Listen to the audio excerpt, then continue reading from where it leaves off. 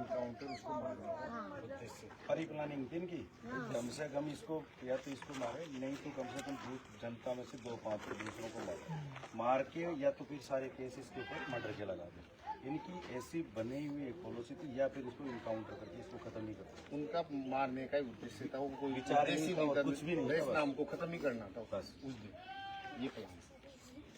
और इस लोकतंत्र में ये विडम्बना है, न सत्ता बोल रहा, न विपक्ष बोल रहा, न मीडिया बोल रहा। अब हमारे को आपसे ही उम्मीद है कि आप ही हमारे को न्याय दिला सकते हो, और आप ही राजस्थान के एक ऐसे लीडर हैं जो दमदार तरीके से बात। कि नरेश के फादर भी मेरे से मिले थे, आप लोग भी मेरे से मिले, फादर भी मिले उनके, नरेश के भाई भी मेरे से मिले। और ये जो घटना हुई है, आप ये मानकर चलना, ये इसमें कोई राजनीति नहीं।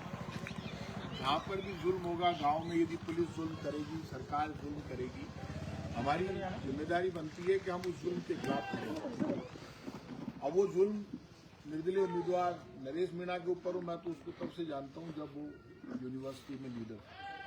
मैं भी राजस्थान स्टूडेंट पॉलिटिक्स से निकला, मेरा व्यक्तिगत जानकार है। लेकिन आप टारगेट करके किसी को नहीं मारते। तो एक एसडीएम में और उम्मीदवार में झगड़ा हो गया, तो अगला कह रहा है हो गया, आप मुकदमा दर्ज कर लेते। लेकिन रात को पुलिस नहीं भेजते तो ये झगड़ा नहीं होता। रात को पुलिस आई बेवजह घरों के अंदर, मैंने देखा है घरों में खून लगा हुआ है, इतना बिखरा हुआ है खून, महिलाओं को पीटा, जमकर मारा घरों में।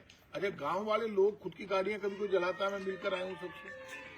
गांव वाला कह रहा था माँ की गाड़ी पुलिस बाढ़ गई, नई की नहीं बलेरो जला रहे हो, थार जला रहे हो, मोटरसाइकिल जला रहे हो, स्कूटर जला रहे हो। संपन्न गांव है, किसानों को मार रहे हो, ऊपर से बच्चे कूद रहे हैं, कूदने के बाद मार रहे हो, भाग रहे हैं बच्चे। तो समरावता में मैं पहले दिन से समरावता गांव में जो जुल्म हुआ उसके खिलाफ हूँ, गांव वालों के साथ हूँ। लेकिन मैं लेट इसलिए आया, आपको घर में बता दूं, मैंने बयान में भी कहा था कि पहला कर्तव्य बीजेपी की सरकार का, उन्होंने ये कहा था मुख्यमंत्री भजन लाल जी शर्मा के बिहाफ पे डॉक्टर चौड़ीलाल जी मीणा और जवाहर सिंह बेडम गृह राज्य मंत्री ने, वो यहाँ गांव में आए भी थे, जहां मैं बैठा हूँ वहीं थे। तो इसी जगह बैठ के उन्होंने कहा न्यायिक जांच कराएंगे और मुआवजा देंगे। ना तो आज तक न्यायिक जांच चालू हुई, ना मुआवजा दिया। लोगों की आप जरी हुई मोटरसाइकिलें उठा ले गए, क्या उसका वो जो लोहा वो बेचकर भी पैसे पुलिस और सरकार को चाहिए क्या भजन लाल जी को? कहीं कर बीघा पीसा को मोटरसाइकिल का भी आप उठा के ले गए। अरे मौका मुआयना हुआ नहीं, इंश्योरेंस कंपनी वाले आए नहीं, आप कैसे उठा के ले गए? मान लो इंश्योरेंस कंपनी में भी ये मुकदमा दर्ज कराते तो इनको इंश्योरेंस तो मिलता।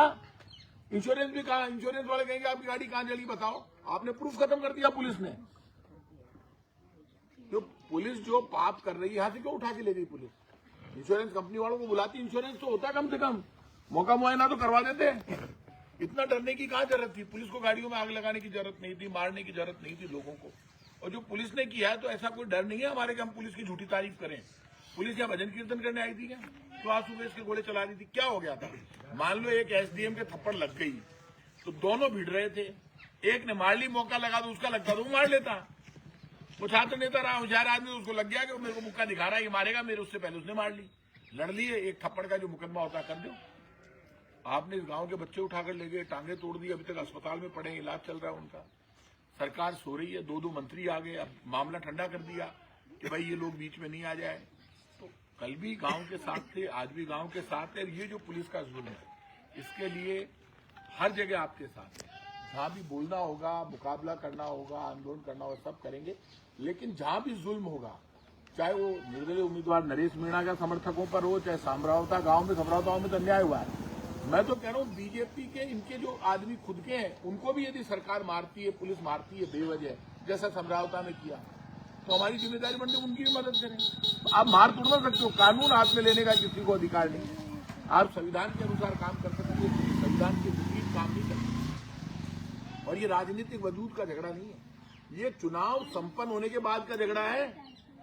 चुनाव तो खत्म हो गए और वहां चुनाव खत्म हो चुका था, एक उम्मीदवार धरना दे के बैठ गया, तो रात को क्या पुलिस क्या यहाँ पे कोई लावना लेने के लिए आई थी क्या? रात को सुबह आ जाती, ऐसा तो कुछ हुआ ही नहीं था। उसके बाद थप्पड़ लगने वाले के लग गया था, मारने वाले ने मार ली थी, पूरे दिन अगला धरने पर बैठा रहा, दिन में नहीं आए, रात को आए पुलिस।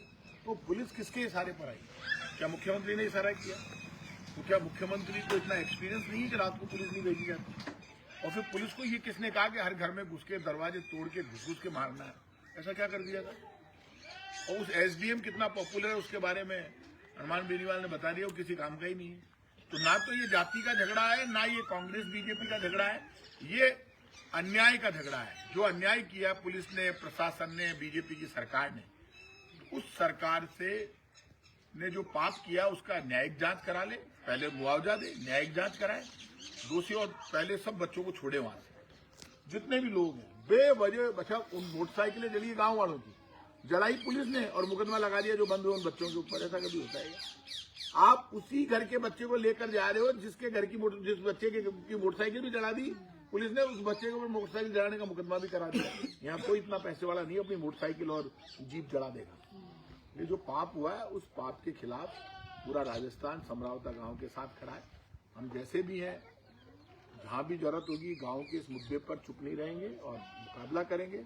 और इसमें हम इसीलिए 1.5 महीने का पूरा मौका दिया कि सरकार न्यायिक जांच कराए और मुआवजा दे। जब सरकार ने नहीं दिया तो गांव तो आना ही था, मैं तो पहले ही आ जाता। पहले ही दिन में इसलिए नहीं आया कि भाई सरकार आके कर रही है और गांव वालों से समझौता हो गया। मैंने देखा टीवी पे समझौता हो गया गांव वालों से, मैंने कहा अब काम ही खत्म हो गया। लेकिन वो तो समझौता सिर्फ गांव को ही सारे मामले को ठंडा करने का था। तो हर जगह गांव के साथ हैं और इस मुद्दे पर जयपुर में चाहे सचिवालय घेरना पड़े, चाहे सरकार को घेरना पड़े, जो भी हम कर सकते हैं वो सब करेंगे। जहां भी जरूरत होगी वहां सारे लोग हम, ये कोई लड़ाई राजनीतिक वजूद की नहीं है, ये लड़ाई जनता के अधिकारों की है। माँ बहन बेटी के ऊपर जिस तरह से हमला किया है, लुगड़ियां उड़ गई, कपड़े फट गए, किसी का कोई पता ही नहीं कहाँ किसके कपड़े गए, हाथ तोड़ दिए, माँ बच्चे को पकड़ रही है, बच्चे को मार रहे हैं, छोटे बच्चे के आंसू गैस के गोले छोड़ रहे हो, फायरिंग कर रहे हो। आप क्या करें गांव वाले?